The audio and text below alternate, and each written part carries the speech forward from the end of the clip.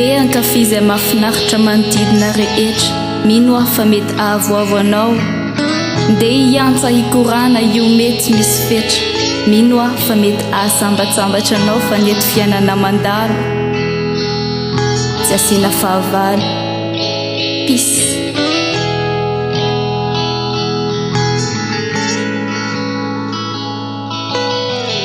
Akumbuni masnao dejereu nyao natinao vuninkas juvenalas airat kelinjai dejereu ni manulon vambula vuninkas ufon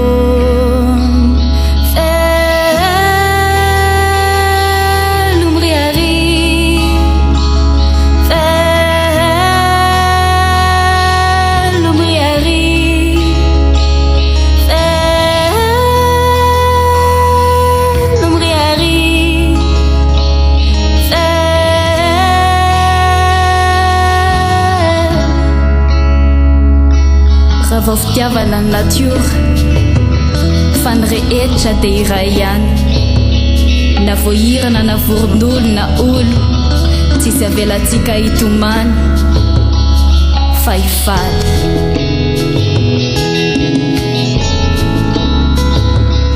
Rakitry ny volana ny raona tako na tsy naresy hazavana, rakitry ny volana ny fahanginana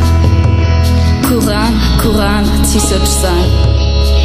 Na ny tany azy aniovotra fa taona biorkoditra azy on'izay rehetra tsapany volony, na lanitra azy antomany kafaliana fa ny ambany masony rehetra no indro ny havana tsy ampiay ahena. Ny fampitsinjo avokoa ny biby disy ny biby fiaza, ny voromahery ny fanoroka amin'ny voromelala, ny olombelona rehetra tsisy ny fankahala fa sahala.